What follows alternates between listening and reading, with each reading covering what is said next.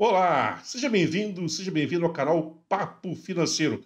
Se você chegou até aqui, é porque você está buscando informações sobre como aplicar em ações na Bolsa de Valores. Fico muito feliz pelo seu desejo e espero poder contribuir positivamente para o seu aprendizado. Hoje vamos falar sobre risco, liquidez e retorno. Já falei demais, vamos para o que interessa, que é a explicação desse tema que eu acho bastante interessante para quem quer aplicar, para quem quer investir em bolsa de valores. Antes de começar, queria mostrar para vocês duas diferenças básicas em investimentos: investimento em renda fixa e investimento em renda variável. O investimento em renda fixa, como o próprio nome já diz, são aqueles que eu já sei qual vai ser o meu rendimento num determinado período. Ou seja, o que eu aplico hoje, até daqui a 30 dias, por exemplo, eu já sei quanto vai ser a minha remuneração, quanto que eu vou receber do meu investimento, de juros, vamos dizer dessa forma. O exemplo mais clássico desses é a caderneta de poupança. Se eu aplico a caderneta de poupança hoje, daqui a 30 dias ela vai render 0,5%, mais a taxa referencial. Eu já sei quanto que eu vou receber. Na renda variável, eu não tenho essa possibilidade. Quando a gente fala em renda variável, é como se eu fizesse um voo às cegas. O investimento que eu faço hoje, daqui a 30 dias, ele pode estar muito valorizado, como também ter perdido o valor. E nesse tipo de investimento é que encontramos as ações. As ações das grandes companhias, as ações negociadas na Bolsa de São Paulo, na B3, são consideradas um investimento de renda variável. Eu nunca sei qual será o valor deles no determinado período. Posso simplesmente dobrar o investimento, como também posso perder a metade do investimento que eu fiz e faz parte do jogo. Não se assuste com relação a isso. Toda aplicação financeira possui risco. É. Por mais que o gerente do seu banco diga que aplicações em caderneta de poupança não envolvam risco, ele pode estar enganado ou pode estar te enganando, porque tem risco sim. Aliás, toda aplicação financeira possui risco, em menor ou maior grau. As que possuem menor grau de risco são a poupança, vamos dizer dessa forma, como também aplicações em títulos públicos do governo federal. No entanto, as aplicações em bolsa de valores são consideradas aplicações de risco, pois existe uma possibilidade de esse investimento ser desvalorizado em alto grau no curto espaço de tempo. Pode ser tão valorizado ou também desvalorizado, vamos dizer dessa forma, para que isso fixe aí no seu conhecimento. Quais são? Existem vários tipos, na verdade, eu ia começar com quais são, mas eu quero falar melhor para você. Existem vários tipos de risco atrelado ao investimento, aos investimentos.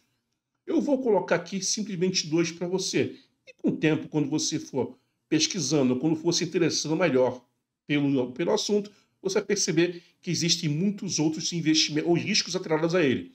Primeiro, inadimplência de uma empresa. E o segundo, mercado ou conjuntural. Quando eu falo inadimplência da empresa, por algum motivo, aquela empresa que você comprou ações, ela pode se tornar inadimplente. Pode simplesmente deixar de pagar dividendos ou, pior, começar a não pagar os seus fornecedores, começar a não pagar os seus funcionários, começar a não recolher impostos para o governo. Isso é muito ruim, porque demonstra que a empresa não vai muito bem das pernas financeiramente. O outro risco é o risco de mercado, ou seja, são eventos que ocorrem no mercado, na sociedade, que infelizmente a empresa tem pouco a fazer. Um exemplo clássico de um risco de mercado foi o que vivemos agora, recentemente, com a Covid-19. Isto é, foi uma série de eventos que simplesmente pararam a nossa sociedade, pararam a economia, e muitas empresas não conseguiram reagir e, infelizmente, acabaram. Então, existem diversas formas de avaliar a exposição ao risco. O risco seu é enquanto investidor. Uma que eu gosto de usar sempre é com relação usando-se fatores pessoais.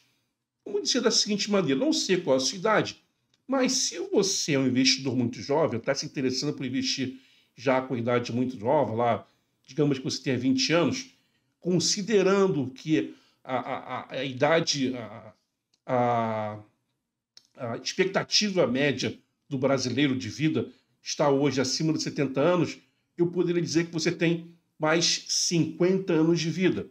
Ou seja, enquanto mais jovem você for, você pode ser mais arriscado.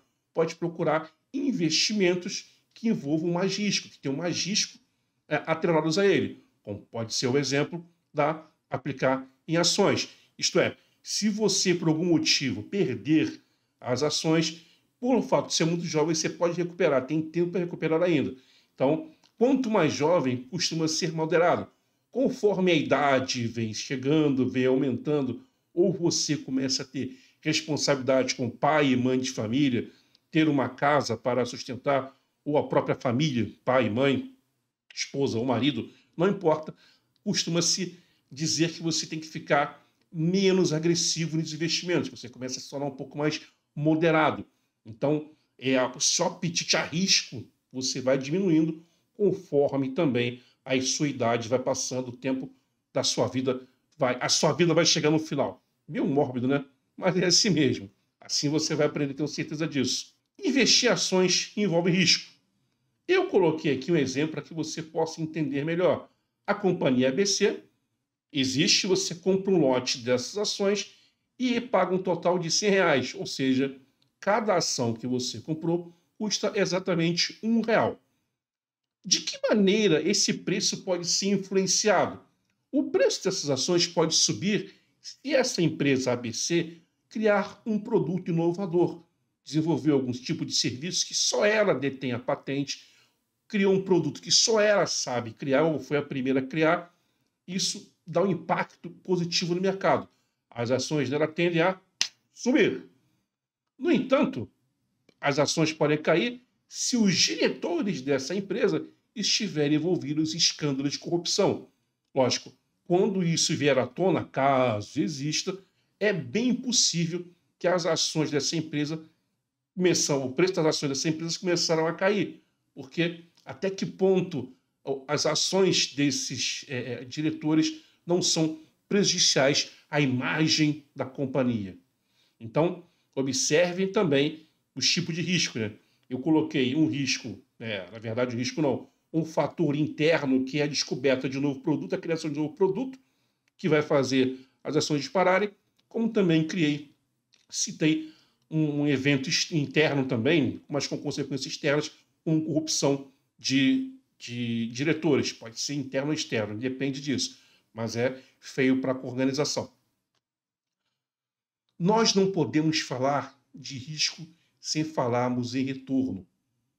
Ou seja, se você está muito exposto ao risco, logicamente você vai querer um retorno muito maior dos seus investimentos.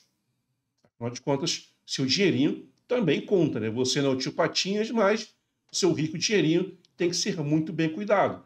Então, se eu aplico meu dinheiro em ações de qualquer tipo de companhia, eu desejo um retorno maior, um retorno que me faça, vou dizer assim, feliz, né? Uma meio caricata de falar, mas me deixe seguro que meu dinheiro está sendo retornando por aquele risco que eu tenho em cima daquele tipo de investimento. Se você não entendeu, deixe recado aí nos comentários que eu responderei você com o maior prazer, tá? Observe aí.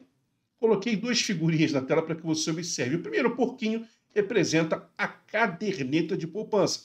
Como eu disse, o risco da caderneta de poupança é muito mais baixo em comparação ao das ações. Ou seja, nesse ponto, eu penso da seguinte forma: se o meu risco é menor, o meu retorno vai ser menor também. Como eu falei, o retorno de uma caderneta de poupança mensal é 0,5%, mais a taxa referencial, ou TR. Se eu vou aplicar meu dinheiro em ações de banco, ações de mercado financeiro, como eu coloquei aí, que são ações de empresas que estão muito expostas ao risco, eu vou exigir um retorno muito maior. Eu comparando o retorno que a poupança me entrega, que é 0,5% ao ano, ao mês, vamos dizer dessa forma, esquecendo um pouquinho a TR, eu vou querer um retorno muito maior das minhas ações dos bancos. Observem que existem formas de você tentar imaginar, calcular qual vai ser esse retorno. Não vou entrar aqui agora porque é algo muito mais avançado. Se você está aqui, é porque você está dando os primeiros passos na direção a investir em bolsa de valores. E aqui, por fim, vamos falar de liquidez. Liquidez é quando uma ação é rapidamente vendida. Se eu comprei a ação, paguei R$100, eu sempre gosto de trabalhar com esses números redondos, eu comprei um lote por R$100, quero vendê-lo rapidamente. O que eu faço? Assim que a ação chegar num preço que eu acho que é o meu retorno, digamos que ela chegue aí a 20% de retorno, eu vou e vendo essas ações. Então, essa velocidade que eu tenho de dar a ordem para o meu home broker para colocar as minhas ações à venda e elas serem automaticamente vendidas, automaticamente negociadas ou rapidamente negociadas, a gente chama de liquidez. É a capacidade de uma ação ser convertida rapidamente em dinheiro vivo. Dinheiro vivo é o investimento mais líquido que existe. Lógico, as ações também possuem um grau de liquidez que, como eu falei, dê a ordem para o home broker, pode ser uma venda imediata, instantânea, ou pode levar algum tempo para isso acontecer, mas pode ser um tempo muito curto.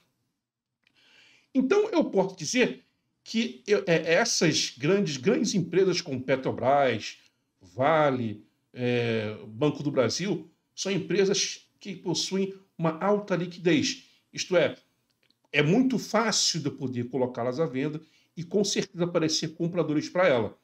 Em comparação com empresas menores de um dos setores mais menores da sociedade ou da economia brasileira, eu vou ter um pouco de dificuldade em negociar.